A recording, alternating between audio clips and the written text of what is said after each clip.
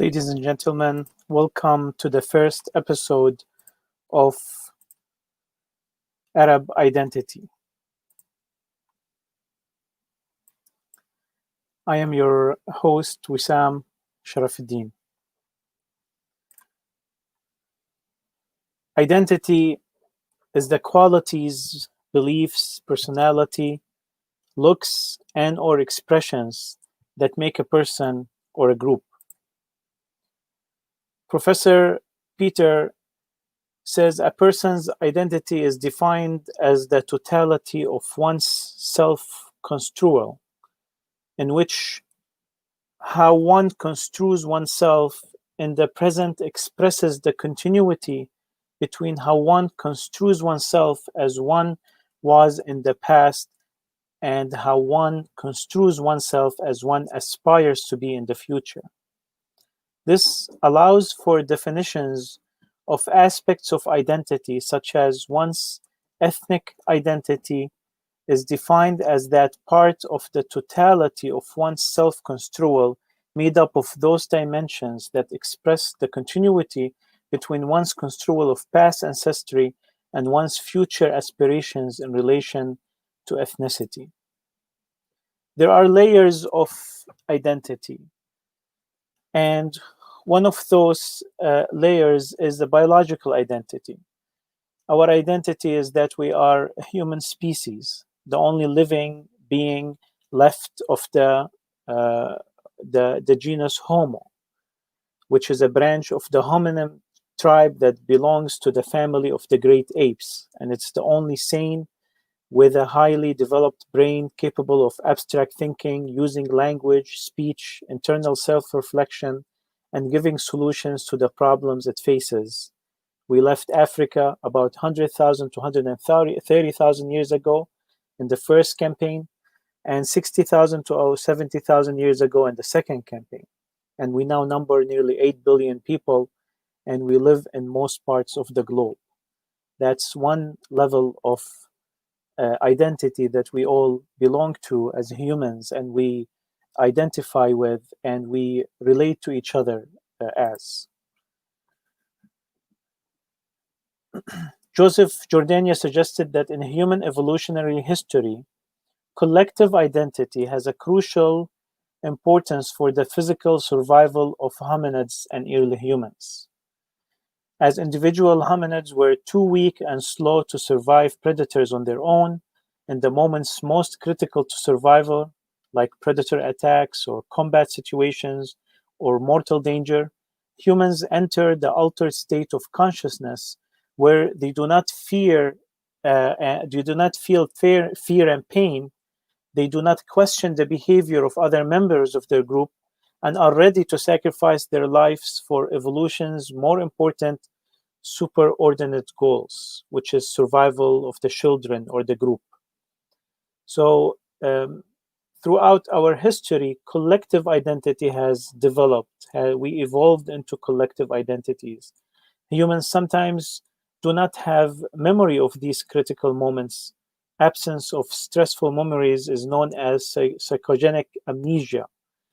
According to Jordania, human ability to follow the rhythm in big groups or sing together in harmony or dance for many hours and enter ecstatic state, as well as the tradition of body painting, were all the parts of the first universal rituals. These were primarily developed as the means to synchronize each individual group member's neural activity in order to reach the state of collective identity, also known as transcendence. In this state, the survival needs of the group can override the instincts of individual survival.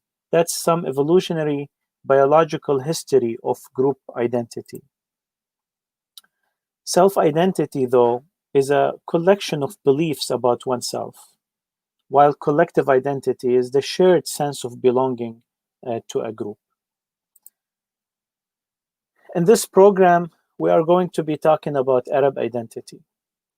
Albert Mulushi writes, collective identity is an interactive and shared definition produced by groups at a more complex level and concerned with the orientation of action and the field of opportunities and constraints in which the action takes place. He defines an intermediate process in which individuals recognize that they share certain orientations in common and on that basis decide to act together. He considers collective identity as a process that is negotiated over time with three parts: cognitive definition, the formulation of a cognitive framework concerning goals, means, and environment of action; active relationship, the activation of relationships among participants; and emotional investments, emotional recognition between individuals. Another layer of identity is must be mentioned here is the social identity. In modern societies, a person carries a plurality of belonging to different social identities. And that plurality can lead not necessarily to a social identity complex, as Rokas and Brewer in 2002 called it. It is the individual's personal and individual representation of the relationships and integration between these social identities in him or her. And this topic has a relationship with Arab identity, as it's also a type, Arab identity is also a type of social identities, especially in the Arab diaspora. And this problem can be one of the problems that should be talked about when we talk about the global Arab identity, as the Arab immigrant in the diaspora, especially in the second generation and beyond, will combine many social identities. And we will even talk about the possibility of integrating multiple national identities. So let us embark on this exciting journey in which we will form a new definition of the Arab identity and call for its revival in order to regain its horizon and luster that has always shone in the world in science, service, and civilization. And also this revival is a form of resistance in the face of tyranny, in the face of colonial realities in which many of the Arab world live in, which is delaying the Arab world from the progress and development year after year, and in some cases crushing people in certain regions year after year. Before we embark on this journey, let me introduce myself to you. I translated a part of Hisham al-Jugh's poem. He's a poet almost my age from Egypt, whose poem titled The Arab Visa has become very popular in the Arab world, representing that feeling and consciousness of being divided and being colonized intellectually. He says in part of this poem, "I learned as a kid that my Arabness is my honor and my space and my home and my title. And since I was in the cradle, I sang, for example, Arab countries are my countries and all Arabs are my brothers," a famous Arab song. I have the same feeling as Hisham al-Jugh. I was born in the United Arab Emirates in 1976, and I grew up in it under the wing of Lebanese parents who were Lebanese in nationality and identity. And the Emirates at that time was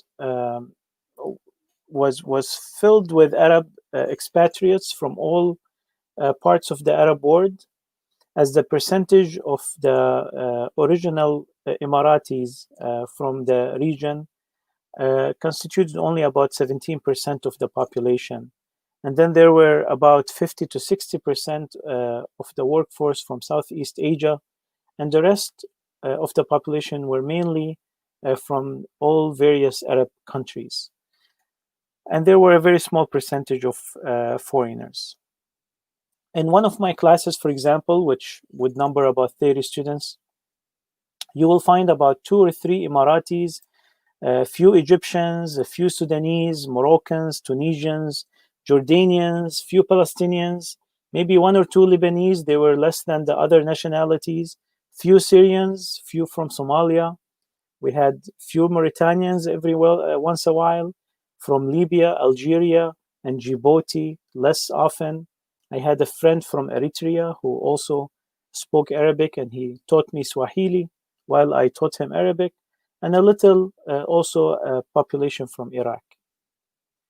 The school curriculum nourished the Arab and Islamic sense, and we used to stand in the morning in the queue to sing the national anthem, and then someone will call, and we have to repeat after him.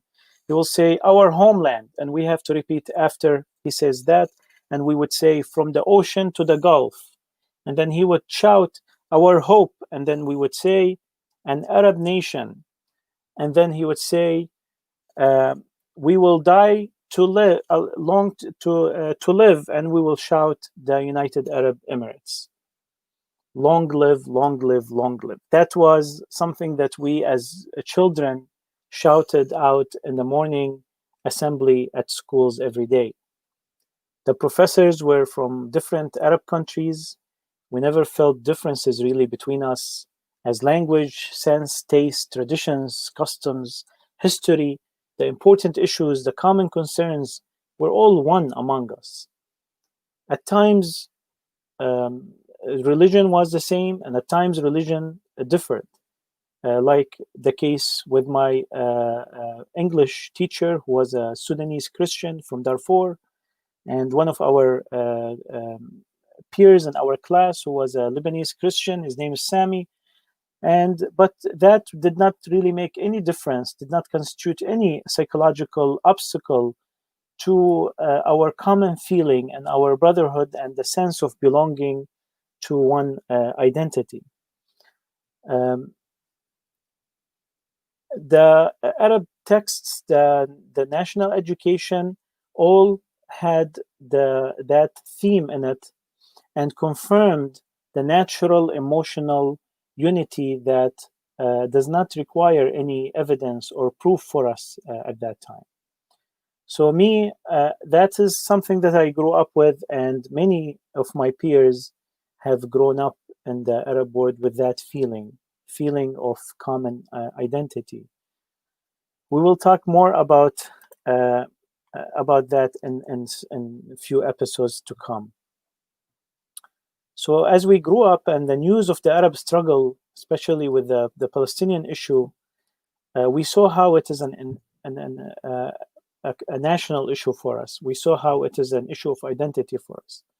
We saw how all of us feel the same way, and we interact with it the same way, and we communicate, and we feel the same way when we hear the poems and slogans, and we hear the same news. We feel ourselves all having this same feeling that transcends the Arab geography.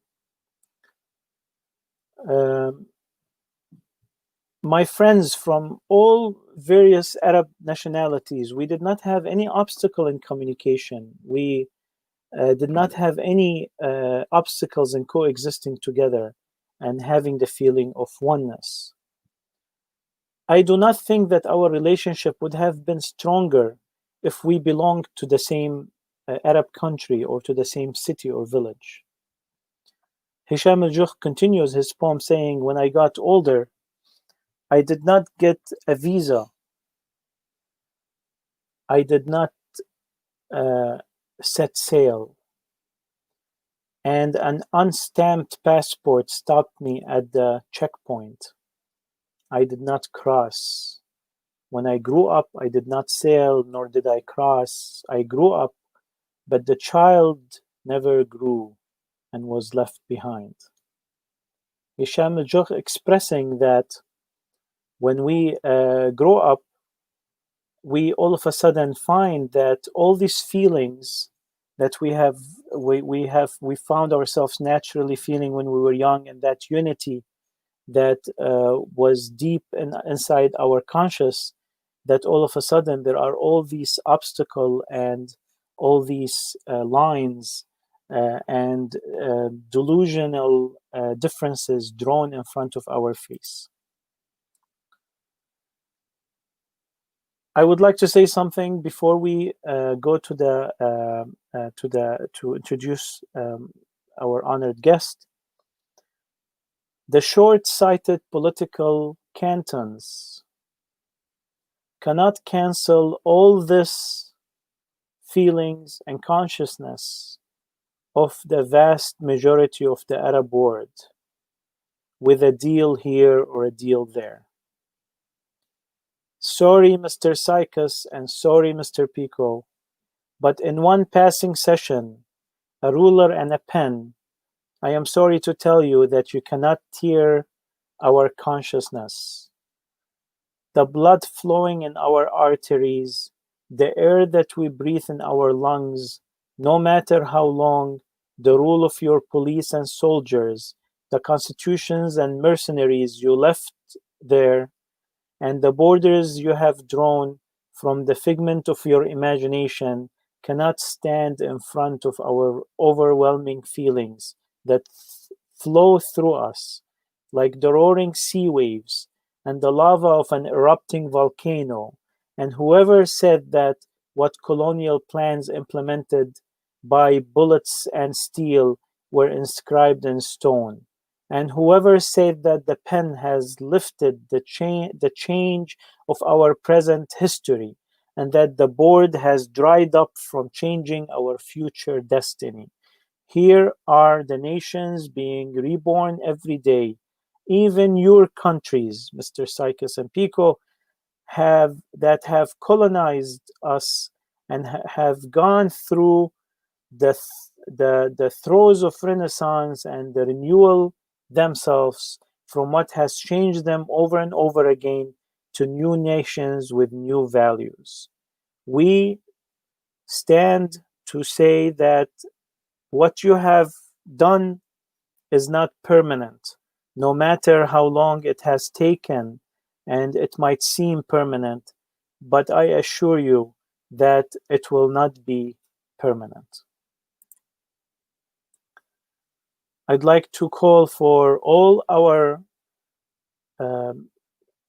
brothers and sisters who identify themselves as Arabs to let us shake off the dust of surrendering to the bitter and humiliating reality, and to awaken the eagerness and seek to understand our identity and you in order to unite around it and to build our nations again to be rich and generously shining for the whole world as it was before, but even better than before with values of democracy, freedom, and equality. We cannot build the modern Arab state without realizing our identity first. So let us go on this journey, which is a humble attempt to helped and supported by many of our friends and scholars and activists to collect the idea of Arab identity together in a modern and contemporary and inclusive and uniting base, and to with acceptance and openness to human history, civilization, and science, and to make it the basis of really rebuilding our Arab mind, and from there we can rebuild our Arab nations. Let's talk a little bit about the history of Arabs in this episode. The first mentions of Arabs appeared in mid-9th century BCE as a tribal people in eastern and southern Syria and north of the Arabian Peninsula. The Arabs appear to have been under the vassalage of the new Assyrian Empire between 911 to 612 before Christ, as well as the succeeding new Babylonian Empire, 626 to 539 BCE, and several other empires after that. Before the expansion of the Rashidun Khilafah in the year 632 after Christ, Arab referred to any of the largely nomadic and settled Semitic people from the Arabian Peninsula, Syrian desert, and North and Lower Mesopotamia. Today, Arab refers to a large number of people whose native regions from the Arab world due to the spread of Arabs and the Arabic language throughout the region during the early Muslim conquest of the 7th and 8th century and the subsequent Arabizations of the indigenous populations. The Arabs forged the Rashidun, Umayyad, Abbasid, and the Fatimid Khilafats, whose borders reached southern France in the west, China in the east, Anatolia in the north, and the Sudan in the south. This was one of the largest land empires in history, and it formed a new definition of Arab identity, allied with the Islamic identity. And then there was a rebirth of the Arab identity after separating from the Islamic identity in the early 20th century, late 19th century, which we'll also talk about in more details in upcoming episodes. The Arab identity is not considered a religious identity as it goes back to before all religions, but Islam contributed to the spread of one of its dialects, which is the dialect of the Quran, and it became another unifying factor for Arabs. We will devote a whole later episode to the issue of Arabic language in the modern era. These are the definitions of what constitutes an Arab, either by genealogy, he who belongs to one of the Arab tribes, or by language, he whose first language is Arabic, or a political Arab who he is a citizen of any Arab country whose official and national languages are the Arabic language, or a citizen of a country that is a member of the Arab League of States. But there is two problems with these definitions. First problem is that they do not include the expatriate Arabs who do not belong to an Arab tribe or have lost their affiliation with it and do not speak Arabic as a first language anymore. The second problem is that it includes those who do not necessarily want to be included in that definition. So the identity cannot be imposed on a person who has disavowed it and does not really feel belonging to it. In order to get rid of these two problems, the Arab identity should be defined in a new way today, including the Arab expatriate who may have been born in exile and does not have the Arabic language tongue, and he is still vibrating with Arabism and belonging to it in feeling, sincerity, affection, and interest. He gets angry when it's attacked and satisfied when it succeeds. He is concerned about the dangers facing it, and he is pleased with the achievements attributed to it. So the definition should include him, especially since the number of Arab expatriates may exceed the number of Arab population in many Arab countries. For that, I suggest, and some others too, suggest adding the definition, this category to the definition of an Arab identity, a cultural Arab. Is the person who carries the consciousness of the Arab nation and its social culture and feels a sense of belonging to it, attachment to its customs and traditions, and harmony with its ideas and dreams. To talk about that, joining me live, Professor Hani Bawardi, Professor of History at the University of Michigan, Dearborn, Chairman of the Academic Committee in the Arab American Center for Culture and Arts, and the author of The Making of Arab Americans from Syrian Nationalism to U.S. Citizenship, University of Texas Press. Dr. Hani, welcome to the studio. Thank you. Good to be with you, Wissam. I am a chairman of nothing, by the way. I am a member of a committee on Arab American Studies. I'm housed in the history department, to be accurate. Thank you. I was mentioning the chairman of the Arab American Center, not the Arab American Center for Culture and Arts. Okay. That's what I meant. not the Arab American Studies. Did I say Arab American Studies? I'm not sure what you said. Maybe yeah, I think it's either I misspoke or you misheard. But at any case, welcome to the studio, Arab Identity. And you are a person who has done a lot of academic work on this subject. Before we go into some of the topics that we want to discuss together, Doctor, any comments on what you've heard so far? Well, there is a lot to unpack, Wissam. I am happy to be with you on this journey. I am wearing two hats here. So I am of an Arab heritage. I'm an Arab, ultimately, who lives in this country. But I'm also an educator. So in that capacity, I'm going to be as dispassionate as I can be. But one of the things to unpack here, and let me propose a utilitarian, objective for our endeavor here. We're embarked on a long journey of, tackling a lot of sticky subjects to do with identity. So I'll give you an example of how this can be useful for us in cultivating or, not losing sight of who we are with, successive generations. I ask my students often in the classroom, and I do teach history and Arab American studies.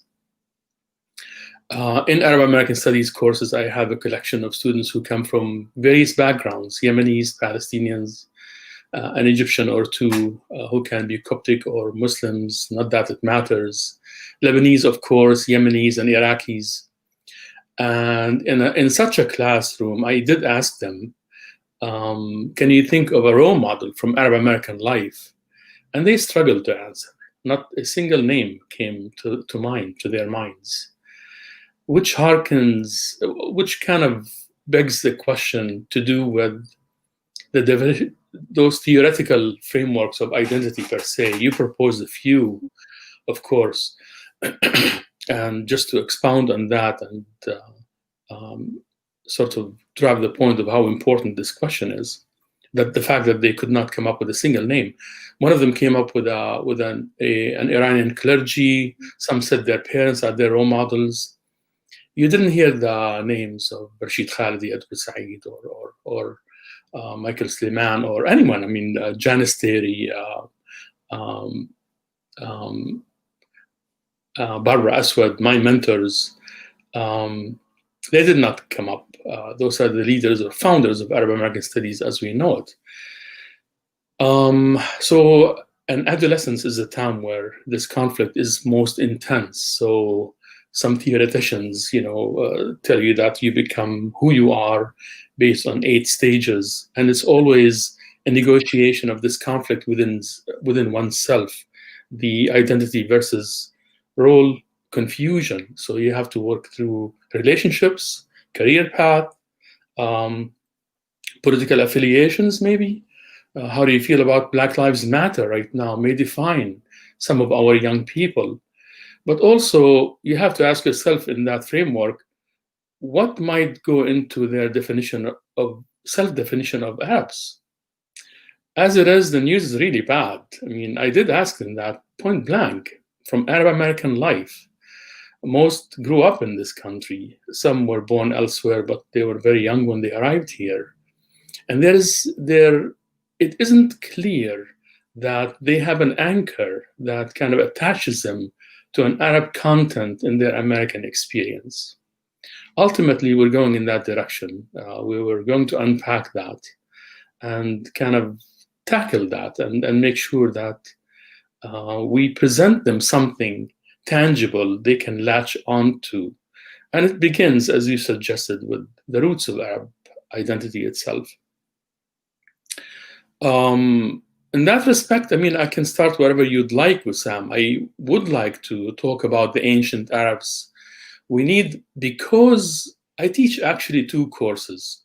One is called Issues in Arab American Identity, which is concerned with, contemporary issues of adolescence and who we are and how we navigated, resistance to us as immigrants in this country. Not unlike other immigrants, Poles, Italians, Eastern Europeans in general, and people of the Southern Hemisphere, they all suffered. And before them, of course, the Irish were persecuted and murdered in the streets, frankly. We did not, and hope we will never suffer to the extent that the Irish did in this country before they were included and before they became white, to quote one study, how the Irish became white. And they all became white, by the way. So that is another layer of racialization of identities in this country that we have to kind of unlock and kind of reconcile with our own experience as Arabs, because we defy color, ethnicity, national origin, all of those things. Language is the most powerful common denominator we have. And so, but it's important to talk about the ancient Arabs because we need to relate to younger people the power, the absorptive power of culture in general, Arab or otherwise. So we live in the aftermath of the century of nationalism. This is a European invention that gave us all those conflicts and some of the most violent conflicts in human history, including World War I, which set the stage for World War II. And before that, you had the Crimean War, and all of it over territory and resources and greed. All that started, frankly, with the age of explorations, when the Europeans were each at each other's throats. In the process, they killed millions of Africans and South Americans, annihilated entire cultures. And we were spared all that by the last of the great Muslim empires, the Ottomans, until that cracked, and hence began the modern period in earnest in the Middle East, beginning, as historians, we like to periodize with the Napoleonic campaigns. But it also ushered in modernity in the Arab world. So how to navigate that in the framework of identity development is another episode maybe for us. Right. So back to the ancient Arabs. So yeah, in Western, what you outlined actually is more or less reliant on Western admission, finally, at long last, that Arabic did exist in the Neo-Assyrian age. Not my area of expertise, but that would be 9th century, as you mentioned, like the Iron Age in Mesopotamia, ancient Mesopotamia.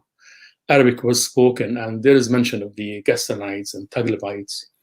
Around that time, just to give you a point of reference, Akkadian and Aramaic were the official languages.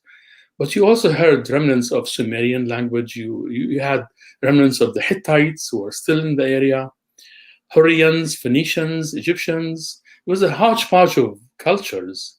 Of course, older than all of those is the Philistines and the Canaanites, who the Arabs claim lineage to. But the Arabs per se that preceded Islam are often in the Arabic vernacular or the Arabic story relying on oral tradition, which is not easily dismissed, however you feel about this account. Because if it weren't for oral tradition, we wouldn't know a thing about the Talmud or the Hebrew prophets or monotheism. It was all preserved orally before it was put down on paper. The Quran, as a matter of fact, is the only monotheistic teaching that was put on paper in short order within 50 years, so we know it's accurate. So Arab oral tradition is very potent, and that emerged in the Arabian Peninsula. We trace our lineage in the oral tradition to Yemen, the land of Qahtan, who's thought to be the father of all Arabs. During that time, those ancient Arabs traded extensively with the African interior, especially the area of Somalia and the surrounding areas, where you also had very powerful nations with steep history, history steeped in antiquity. So there were several kingdoms in Arabia. One of those was Ma'in, Hadramaut, Humayr, which lasted through the 6th century BC. Among them, dynasties in today's Oman, Bahrain, and the eastern fringes of the Arabian Peninsula. These were Khuza'a and Azd. Those are very important tribes that many of the subsequent tribes claim lineage to, including Christianized Arabs, those whose mother tongue in Arabic, who were Christianized likely at the hands of the apostles. So it's not surprising then to learn that the oldest church in the world is in Sinai, still run by the same, succession of monks among the Copts of Egypt. The Ghassanites, these, or Al-Ghassasina in Arabic, Taglabites and Ghassanites are among those tribes. Their accounts came in these parts in Western Arabia. They brought their narrative from Ma'rib, which is the capital of this more ancient culture to the south in Yemen. In Central Arabia, you had Najd and Yamama. That was the home of the the tribe of Kinda. So if your last name is Kindi in the pre-Islamic literature, you were likely a Christian and an Arab. So that's not a contradiction in terms. So this is one of the things we, believe it or not, we have to kind of emphasize and make accessible to our student, because they grew up drawing all kinds of distinctions that don't exist ultimately. I've even heard, Professor, I've heard arguments trying to deny the Arab identity to the Ghassasina. It doesn't surprise me at all. I mean, one of the reasons we're doing this, Wissam, as you know, and as many of our listeners know, is that Arab culture, language, narrative, Arab anything is under constant irrational attack from Westerners. So I teach also a course I just developed that course. I'm teaching that for the first time to transfer students. It's called Cultures in Contact, Arabs and the West. And I meant Arabs per se and the West in order to say these things on the record based on credible scholarship, even if it's new. And I can tell you definitively that Westerners could not wrap their heads around the fact that Arabs are huge contributors to world civilization until the 1990s. And of course, in some sectors, if you flip through your channels, as I tell my students in yet another class called Arabs and Muslims in the Media, you come across an attack on Arabs any minute of any day. If you keep flipping through the channels, you will find a televangelist or some fellow who is attacking the Prophet head on, or Islam. Not that they understand the relation between Arabs and Islam, or that they understand that Christianity is an Eastern religion and that Arabs were Christianized that long ago. It doesn't matter to them. So all of these became like dangerous social constructions. Of course, identity itself is a social construction. However, claiming one's narrative is important. So again, the central question for us is, what is there to claim for the young people growing up in this country, or even in the Middle East and all this mayhem? So we grew up with those, those lessons were driven into us, or drilled into us, I should say, by good education, not based on prejudicial, recollection of the past. So we have a credible narrative that is part of regional and world history. So oral history then becomes very difficult to ignore unless that is done willfully as part of some kind of political agenda. And that agenda is very much dominant in the West in general. In some sectors, as a matter of fact, in the classrooms itself, beginning with elementary education, Arabs and Muslims are overlooked altogether. I mean, my own children, I remember when they were in the 4th grade, they're in college now. One of those chapters was about Hebrew civilizations, all of it based on Hebrew mythology. Of course, we respect religions, but that is a matter of faith. And they can see Moses, who looks like one of the superheroes, and 2 full chapters where they can see, as a matter of fact, this is all based in Texas or some conservative school district that dominates education in the United States. They can see the Second Temple superimposed on the holy sites in Jerusalem, the Dome of the Rock area, the holy sanctuary in Jerusalem. And they are forced to associate that area with the Second Temple, which is a figment of somebody's imagination. Just to give you an idea what our kids are contending with. That Second Temple was constructed in like a model by a hotel owner from Brooklyn, New York, who placed it in the lobby of his hotel in occupied Jerusalem. And that became the #1 destination for conservative Christian visitors to the Holy Land. And now it is housed in the Israel National Museum. No historical basis for it whatsoever.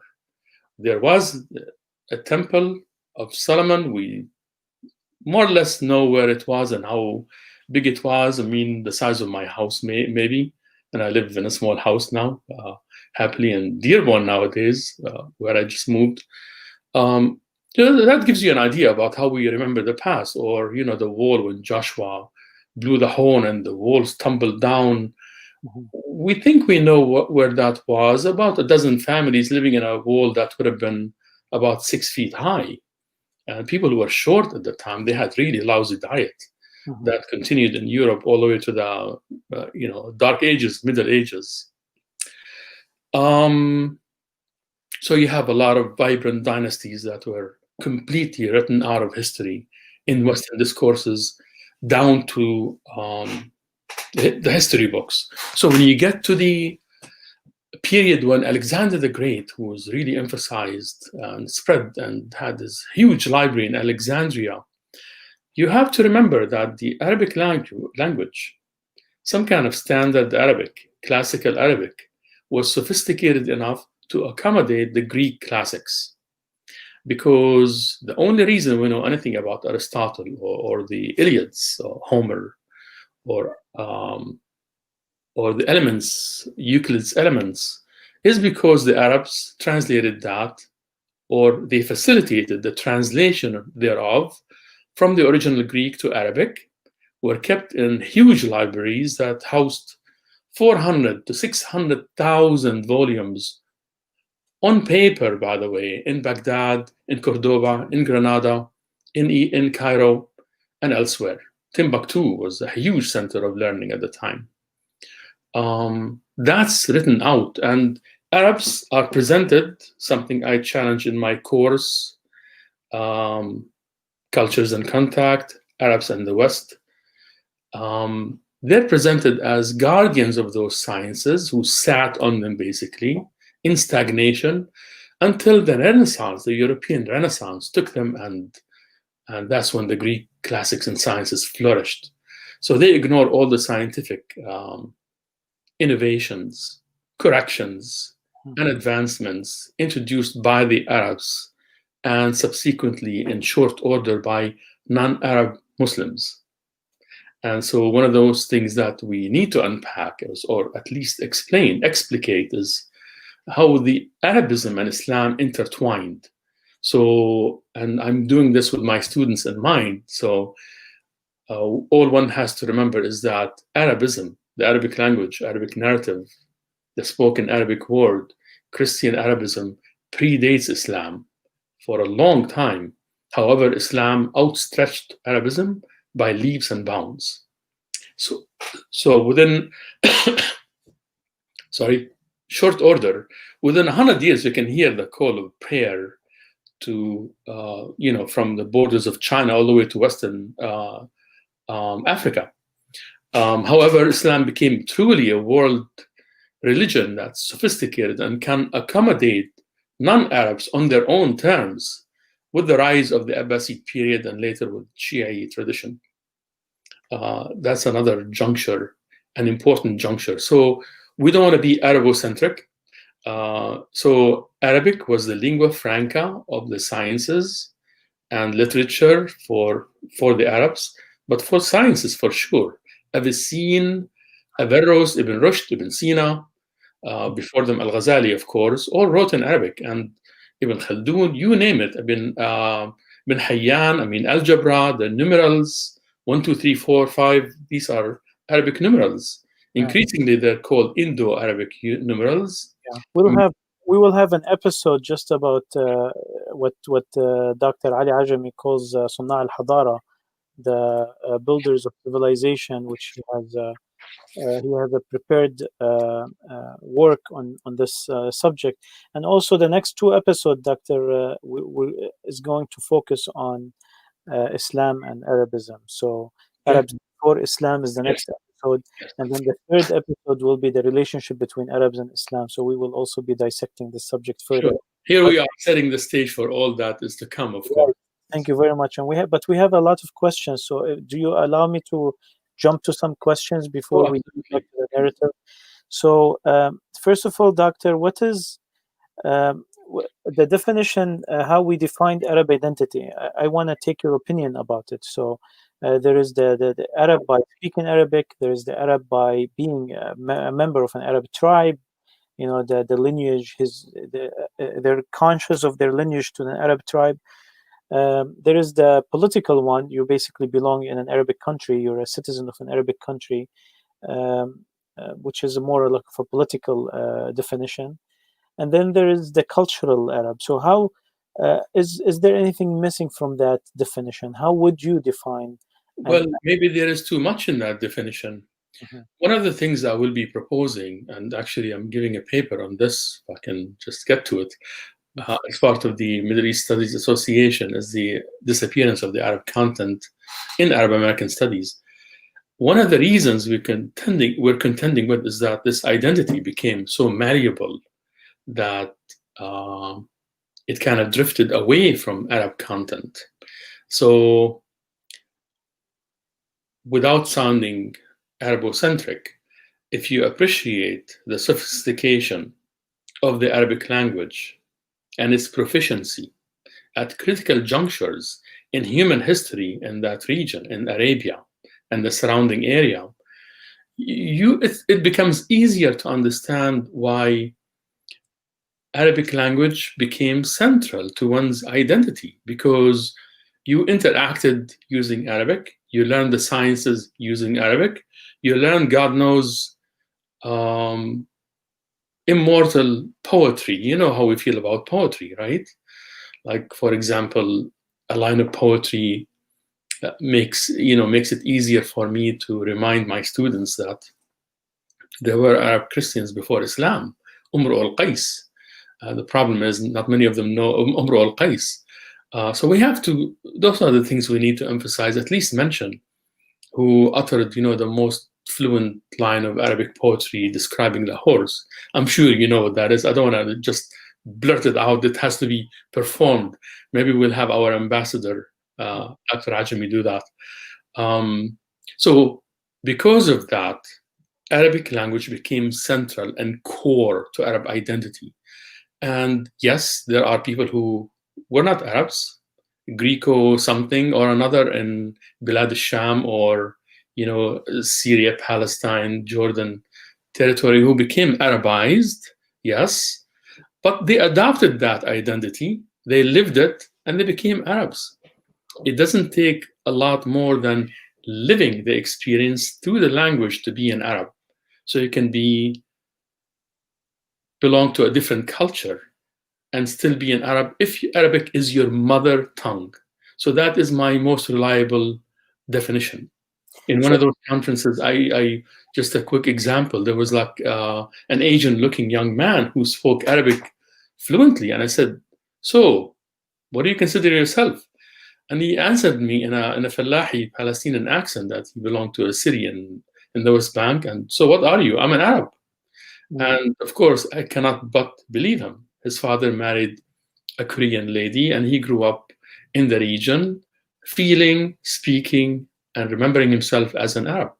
And that's what it takes. What do we do about Arabs who do not speak Arabic as their mother tongue?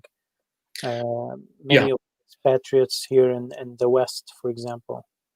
Yeah, well, the cultural memory or the collective memory we have has to be delivered to them just so they have an option to begin with. Then they can choose. I mean, identity is complex. So if I myself was a byproduct of, I don't know, a marriage between an Italian and an Arab, I may choose to identify as an Italian more so than I do an Arab, which is fine. However, if you do identify as an Arab, you need to understand that language is central. You cannot ignore all that history. You cannot dismiss it. You cannot be callous with it. And that's what's happening. So, and that's a very difficult conversation to have. Like, for example, I don't mind saying I'm an expert in Arab American studies. I've spent 25 years studying Arab Americans. I have a huge collection of archival evidence, all of it written in Arabic, leading up to writings by members of Al-Rabita Al-Qalamiyya. And yet my contributions about examples of Al-Rabita's attachment to Arab Syrian identity are almost rejected for political reasons, including by some of our organizations. So it isn't sexy to say Khalil Gibran was an Arab. He's a nationalist. He actually was willing to go fight for Syria in World War I, but he didn't end up. He ended up not going. Nevertheless, Amina Rihani is a prototype Arab, and the guy went out of his way to South America to recruit people for World War I to free Syria from the Turks.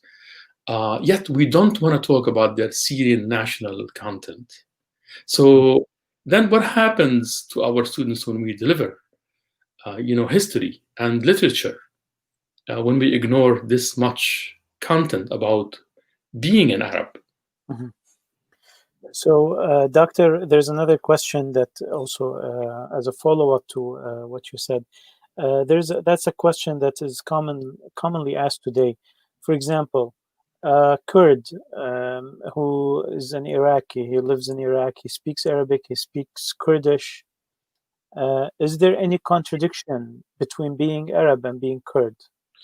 No, and we have to make allowances for Chaldeans, Assyrians, Armenians, and Kurds to say, look, I'm not an Arab, I'm a Kurd.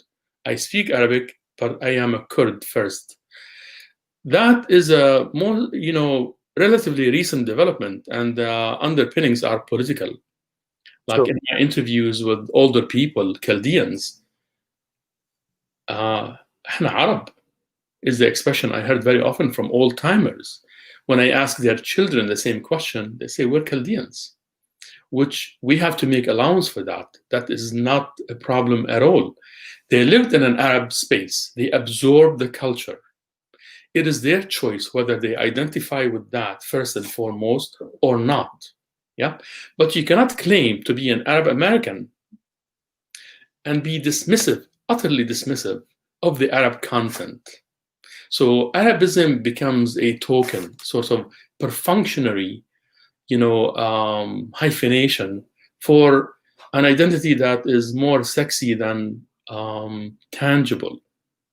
So, and Arab American studies over time, for different reasons, which I would like to discuss with our listeners in the future, drifted away from the Arab content into this malleable. So we superimposed Western, definitions and philosophies and ideologies onto Arab American studies.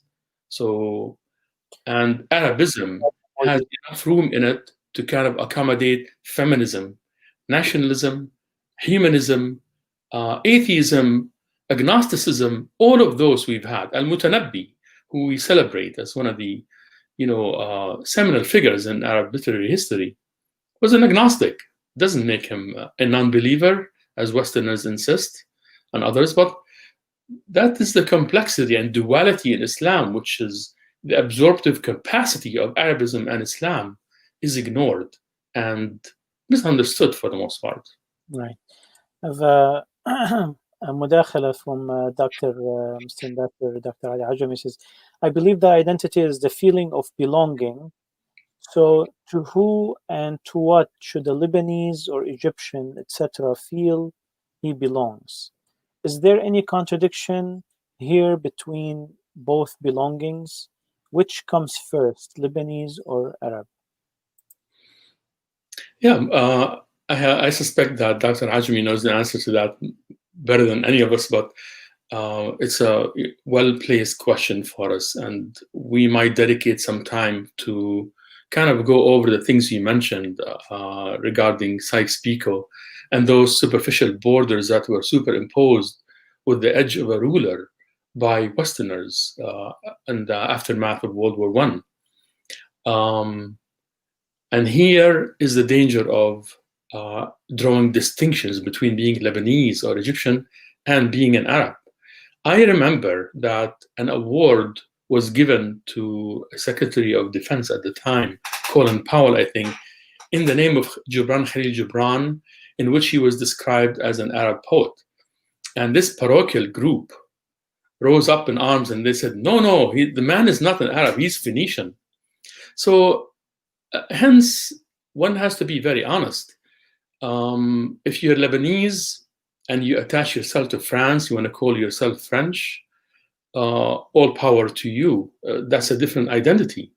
Lebanon, after many conflicts and at the end was resolved, is a member of the Arab fold.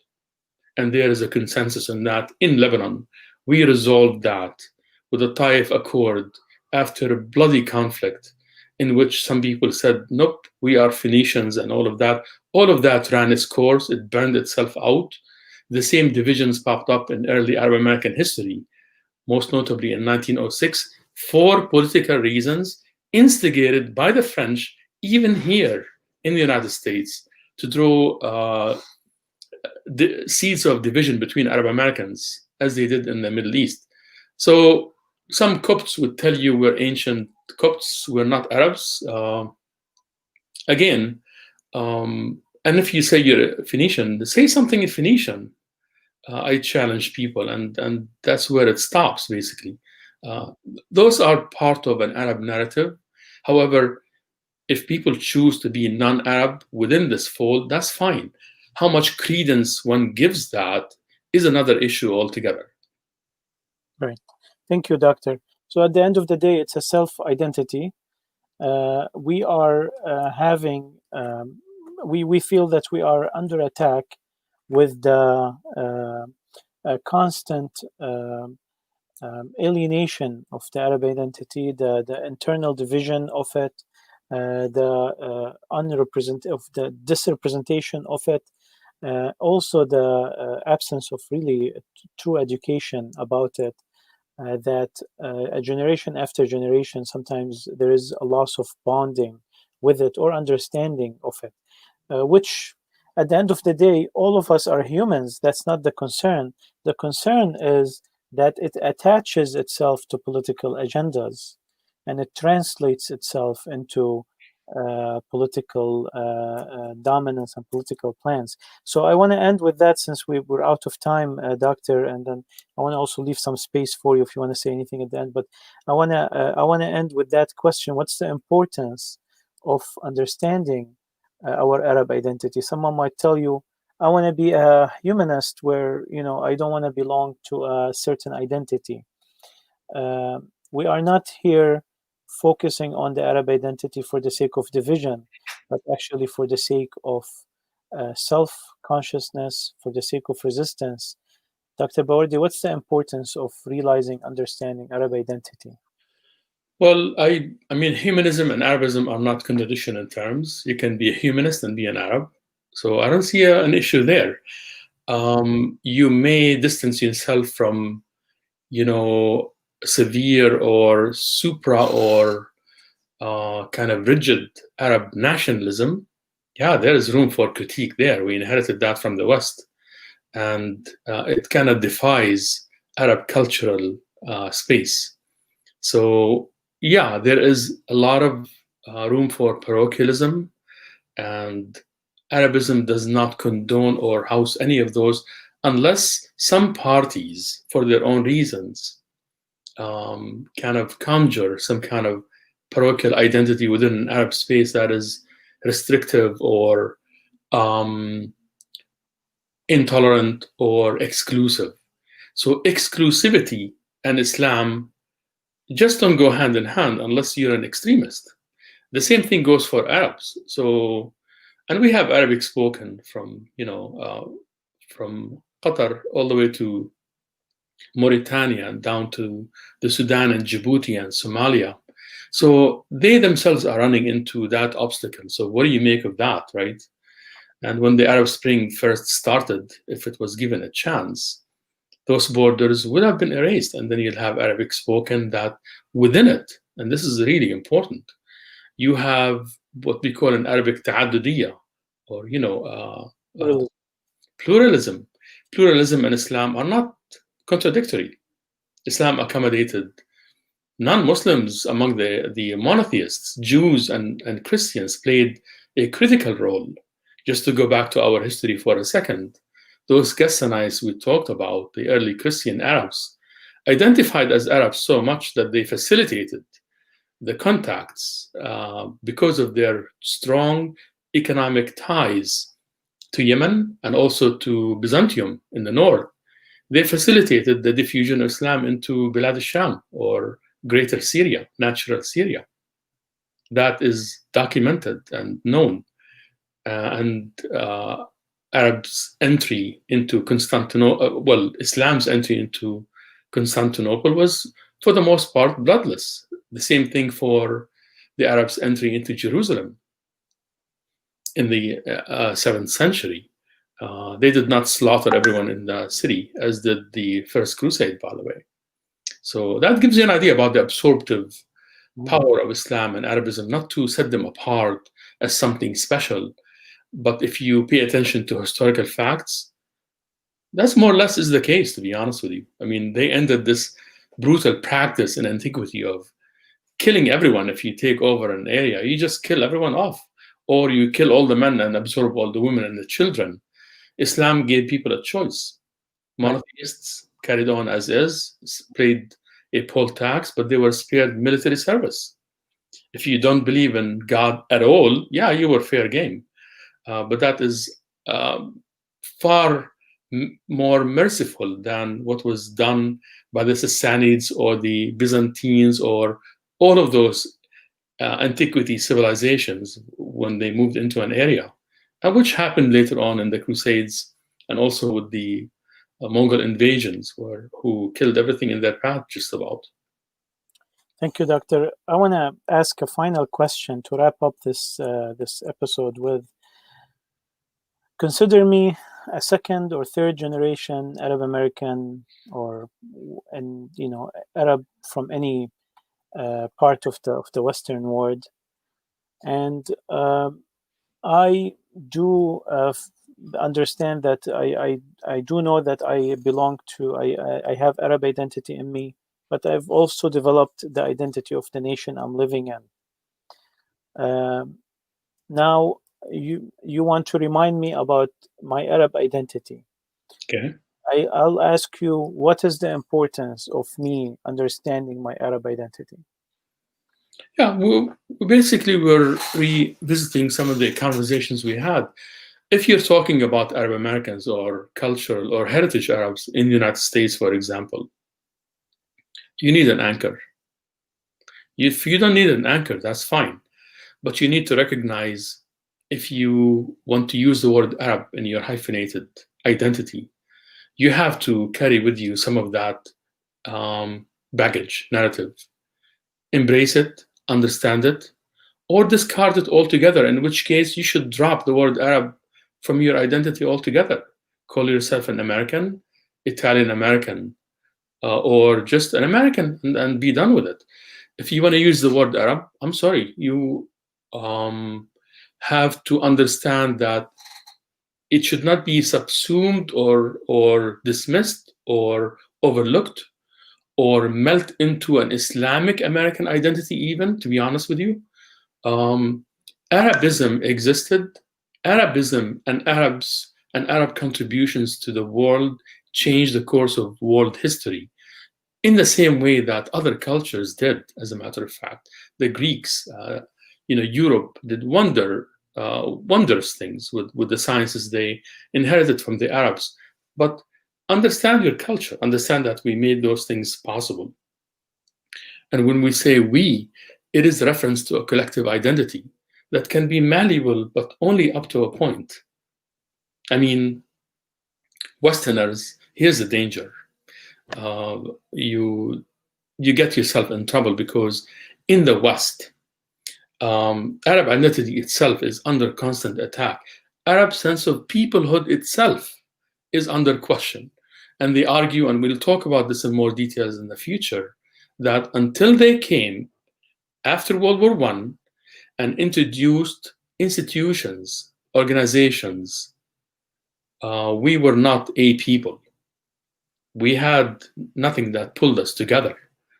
Yes, there were like fringes and this and that, but those structuralist, approaches tell you that you were not a people until we allowed you to be a people. Do you believe that, or do you believe the fact that if you have common language, common religions, common heritage, collective memory, hell, I mean, hummus and tabbouleh are nothing to sneeze at when it comes to culture, and those are being hijacked too. In high schools and actually elementary schools, some of our parents in the United States have to fight when it's the day when you introduce your culture and take a dish of hummus to the school, and another colleague of yours from a different cultural background altogether says, no, this is Israeli, which happened more often than we can count. We don't want to make an issue out of that, but food is sweat, blood, and tears when it comes to its, when you think of it as part of a folklore that developed over centuries. To hijack that is to hijack a culture. So we're talking about being mindful that we are facing cultural violence in all aspects of life, especially in the United States. So you want to be cautious that when you call yourself an Arab American, that you are not making too many concessions that will render this, in your mind, malleable identity moot or cause it to be dissolved altogether. Mm-hmm. Right. So as I identify as an Arab, there is a very large inspirational history behind it, and a beautiful weight that can bring richness to my aspirations and to my present day with that heritage. And also, in addition to that, that identity is, since it's under attack, since it's attached to a land that is also under the threat of colonialism, or under the pretext of colonialism today, being identified as it is a form of resistance, is kind of claiming your right to it in the face of those who want to do it harm or want to steal it from you. Sultan Abdul Abu Hamdan asks, and I don't want to skip our audience's questions, so we'll end with that. Is the Arab identity now under far more, I think he skipped the word attack, than it was before, given the influence of the West in our region? Oh, yes, it's becoming critical. Let me, I don't know if I need to qualify this, but let's say like an Israeli child and a Palestinian child brought hummus to school. That should not be a cause of conflict. Rather, it could be a common denominator, because I'm not giving up Jews as Arabs, by the way, at some point in their history, or a portion of thereof, who were as Arab as I am. And we are impoverished by losing large, important Jewish populations in Baghdad, in Syria, and Egypt, and elsewhere. And that's another subject we can tackle if we want to focus on that relationship per se. But to the question of the listener, absolutely. I mean, right now, the regional, realignment kind of dictate that, attachment to Arabism will overshoot or go beyond or transcend colonialist ambitions and pick up where World War I left off. They don't want that. We were the most dangerous to Europe right after the collapse of the Ottoman Empire. That's why they had a secret agreement by two charlatans, basically, Sykes and Picot, who were not official government representatives, but their governments stepped in and made what they concocted their national policy because they were more powerful. And that's, for a time, we had an Arab kingdom in Syria, as a matter of fact, with Faisal as the king, which lasted a couple of years and ended in a bloody conflict. I mean, we were stamped out basically by the French in Maysalun, and Faisal was expelled. So they don't want to relive that. They don't want to be reminded that, hey, exactly what we told them in the first Arab conference in 1913. We are Arabs, we have aspirations, and Abdul Ghani al-Uraisi, who's a one-time Ottoman parliamentarian and a Syrian nationalist, came up with the most sophisticated definition of an Arab I came across. I translated that and put it in my book as part of my book. And he told them, we don't conform to the Italian definition of people or Germans or others or the French. We defy ethnicity, religion, race, jinsiyya, unsur, all of those things. We constitute a culture. And Westerners don't want to hear that. They want us to think of ourselves as members of these parochial groups with institutions that they control, and therefore they built all that wonderful infrastructure to basically help themselves rule the Arab world. And they even introduced universities, as a matter of fact, although the earliest were by the Americans for proselytization, which became benign later on. Maybe we'll talk about that as well, which gave us what is called al-Nahda. So Westerners don't want to be reminded that we have a mind of our own, a rich past, and we want to chart a future where self-determination is the cornerstone of our lives. Maybe then we will decide that, hey, all this oil resources, all those superficial borders, there will be reforms, there will be changes. So those reforms which we came up with at the beginning, at the end of the, or latter period of the 19th century through the start of World War I, is exactly what the West does not want. And the Arab Spring conjured those reforms, and it was basically put down in Egypt. Tunisia seems to still navigate that trend, but you know what happened to Syria after people began to harangue for a new beginning or against those post-colonial military regimes. So yes, to the West, this is really dangerous time in the region, and so much is at stake. The same trillions of dollars, and for some of the rulers in the region, what's at stake is their comfort and a trip to Vegas. I don't know. Right. Unfortunately. Doctor, thank you very much. With that, we reach an end to this episode, foreseeing what's more to come. What you've mentioned so eloquently at the end will be unwrapped into many episodes. The Great Arab Revolution, King Faisal will be an episode. The first Arab Congress, Sykes-Picot, etc.